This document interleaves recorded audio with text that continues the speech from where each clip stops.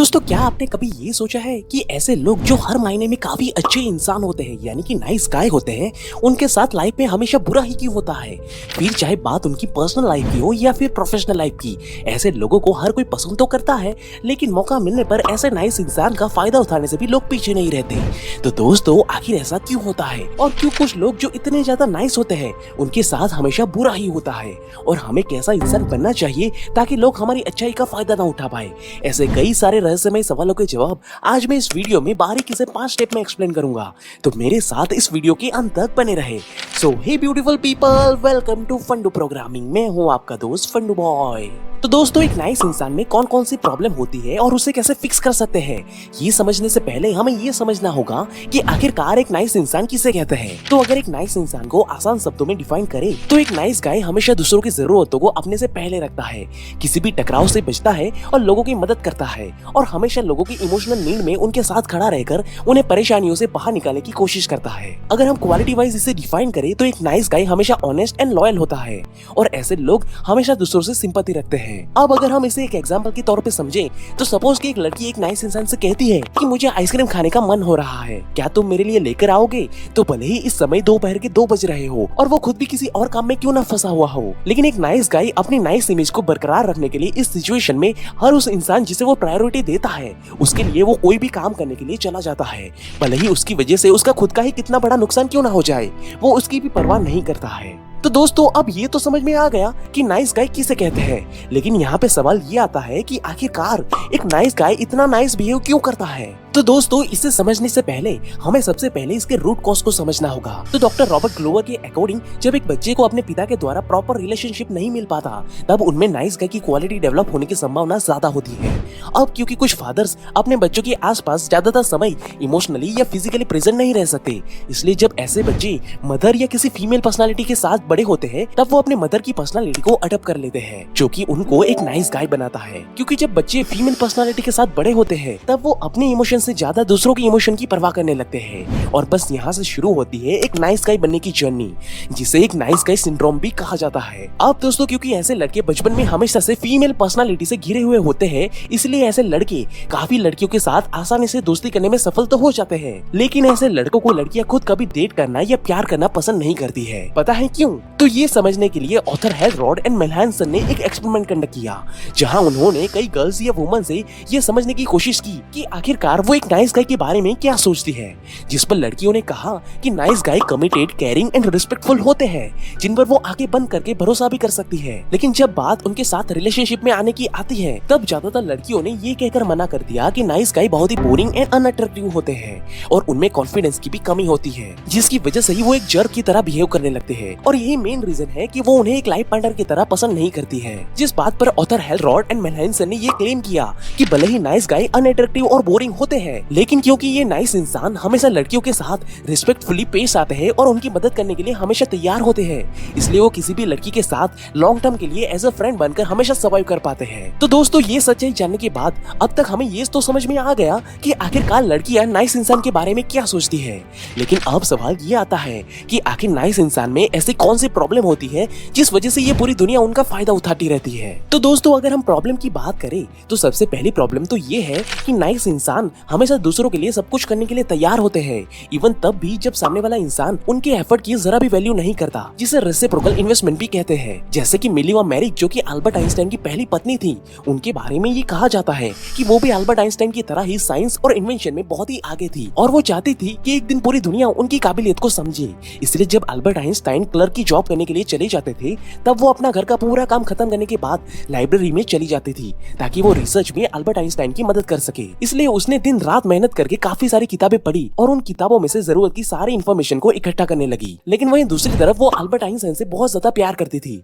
लेकिन शादी के कुछ सालों के बाद ही अल्बर्ट आइंस्टाइन का बिहेवियर अपनी पत्नी को लेकर काफी ज्यादा बुरा हो गया था और बात डिवोर्स तक आ गई थी। लेकिन पत्नी के द्वारा बहुत ज्यादा समझाने के बाद वो डिवोर्स ना देने के लिए राजी हो गए, लेकिन डिवोर्स ना देने की कुछ शर्तें भी उन्होंने रखी, जैसे कि उनकी पत्नी उनके घर की पूरी देखभाल करेगी जैसे कि एक नौकरानी किया करती है, और वो कभी भी अल्बर्ट आइंस्टाइन से किसी भी प्रकार की इंटीमेसी और फिजिकल रिलेशन एक्सपेक्ट नहीं करेगी। एक्चुअली में अल्बर्ट आइंस्टाइन ये सब इसीलिए कर रहे थे क्योंकि उनका किसी और के साथ अफेयर था। लेकिन वहीं उनकी पत्नी जो उनसे बहुत ज्यादा प्यार करती थी, वो इतने सारे रूड कंडीशन होने के बाद भी उनके साथ रहने के लिए राजी हो गई क्योंकि वो एक नाइस इंसान थी और वो अल्बर्ट आइंस्टाइन से बहुत ज्यादा प्यार करती थी। लेकिन ये सब होने के बाद भी मिलीवा हर रोज अल्बर्ट आइंस्टाइन के रिसर्च और थियरीज के लिए काफी सारा मटेरियल्स लाइब्रेरी से इकट्ठा करके लेकर आती रही और फिर शाम को दोनों टेबल पर बैठकर उन रिसर्च के बारे में, उन थियरीज के बारे में डिस्कस किया करते थे। जहां अल्बर्ट आइंस्टाइन अपने हिसाब से चीजों के ऊपर राय रखते थे तो वहीं उनकी पत्नी उनके हिसाब से उन पर ओपिनियन शेयर करती थी। और फिर दोनों के इस कोलैबोरेशन की वजह से ही अल्बर्ट आइंस्टाइन ने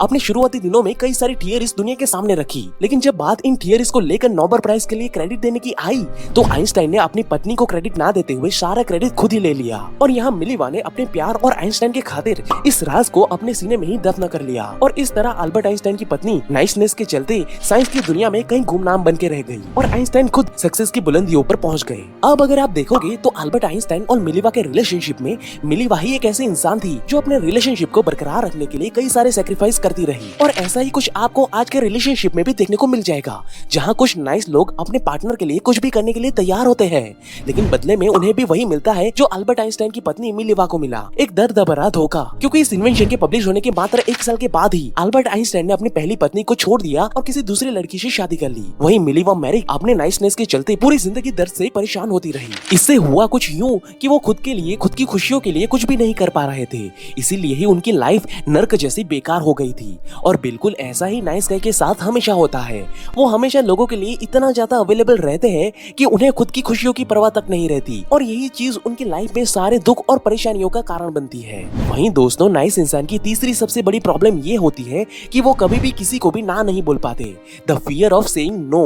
अब दोस्तों, इस ना कहने की अहमियत को हम रामायण से सीख सकते हैं। जैसा कि जब सीता माता अपनी कुटिया में आराम कर रही थी तब रावण साधु का वेश बदलकर उनके पास आता है और कुटिया के बाहर एक लक्ष्मण रेखा, या यूं कहे कि बाउंड्री देखकर रुक जाता है क्योंकि रावण खुद वो लक्ष्मण रेखा को पार नहीं कर सकता था। अगर वो पार करता तो वो वहीं पे जलकर भस्म हो जाता। इसलिए थोड़ी देर सोचने के बाद उसने सीता माता को ही लक्ष्मण रेखा से बाहर आने को कहा। अब जब सीता माता अपने हाथों में भिक्षा लेकर आई तब रावण के रूप में खड़े साधु ने सीता माता से कहा कि वो भिक्षा तभी लेंगे जब वो इस बाउंड्री को पार करके बाहर आएगी तब। अब इस सिचुएशन में सीता माता चाहती तो वो लक्ष्मण रेखा को क्रॉस करने के लिए ना कह सकती थी, लेकिन सीता माता एक बहुत ही नाइस पर्सनालिटी वाली इंसान थी। वो नहीं चाहती थी कि उनके घर से कोई साधु महाराज खाली हाथ वापस लौट जाए, इसलिए साधु महाराज की मदद करने के लिए वो लक्ष्मण रेखा तोड़ करके बाहर चली आई, जिसके बाद इसका एक बहुत ही भयानक परिणाम उनको और उनके परिवार को भुगतना पड़ा। अब यहाँ अगर हम इस स्टोरी को बारीकी से डिकोड करें तो यहाँ साधु के फेस में खड़ा रावण एक डेविल पर्सनालिटी वाला इंसान है जो दिखने में तो एक शुभ चिंतक या आपका एक दोस्त की तरह दिखता है, लेकिन असल में उसके इरादे कुछ और ही होते हैं और वो आपकी अच्छाई का फायदा उठाकर आपसे काम निकलवाना चाहते हैं। वहीं ये लक्ष्मण रेखा को बारीकी से देखे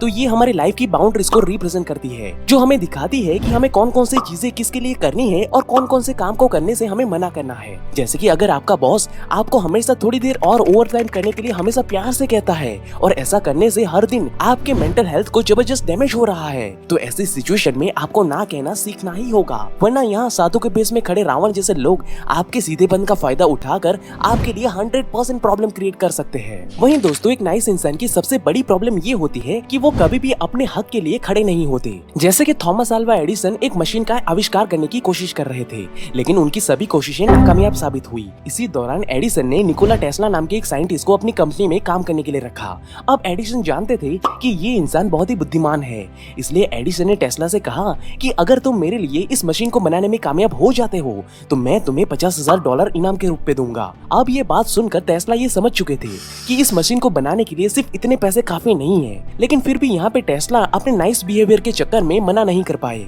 और कुछ देर सोचने के बाद उन्होंने हाँ बोल दिया। और फिर कुछ समय तक फैक्ट्री में काफी ज्यादा मेहनत करने के बाद टेस्ला ने फाइनली ये मशीन बना ही डाली। अब सफलता मिलने के बाद टेस्ला को ये उम्मीद थी कि एडिसन उन्हें $50,000 का इनाम देंगे, लेकिन जब एडिसन की तरफ से उन्हें कोई पैसा नहीं दिया गया तब टेस्ला ने उन्हें अपना वादा याद दिलाया, जिस पर एडिसन ने हंसते हुए कहा कि यार टेस्ला, लगता है तुम्हें अभी तक अमेरिकन लोगों के मजाक भी समझ में नहीं आते।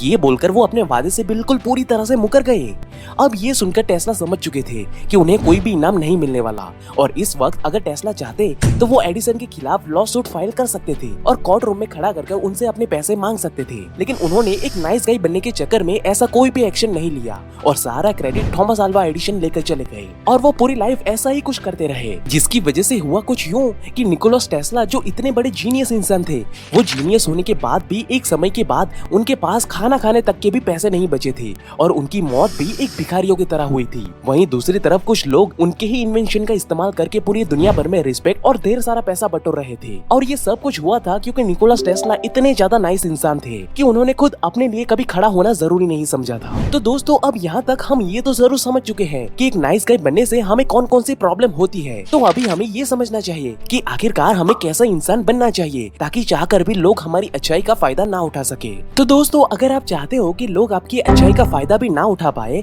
और साथ ही साथ वो आपकी वैल्यू और रिस्पेक्ट भी करे, तो आपको एक आइडियल इंसान या यूं कहे कि जेन्युइन इंसान बनना चाहिए। अब दरअसल यहाँ एक आइडियल और जेन्युइन इंसान उसे कहते हैं जो अपने समय, अपने अटेंशन और अपने नाइसनेस की वैल्यू करता है। और ऐसे लोग ये चीज सिर्फ उन्हें ही प्रोवाइड करते हैं जिन्हें वो एक्चुअली में डिजर्व करते हैं। फॉर एग्जाम्पल, एक आइडियल और जेन्युइन इंसान हमेशा मदद करने के लिए आगे तो रहता है, लेकिन वो सिर्फ उन्हीं की मदद करते हैं जिन्हें एक्चुअली में वो प्रॉब्लम होती है और जिन्हें सच में मदद की जरूरत होती है। इसलिए आपको भी हमेशा एक आइडियल ये यूं कहे कि जेन्युइन इंसान बनना चाहिए, ना कि एक नाइस इंसान। नहीं तो ये दुनिया तुम्हें नोच खाएगी। बाकी आप इसके बारे में क्या सोचते हो वो मुझे कमेंट करके जरूर बताओ। And at last, thank you for watching guys.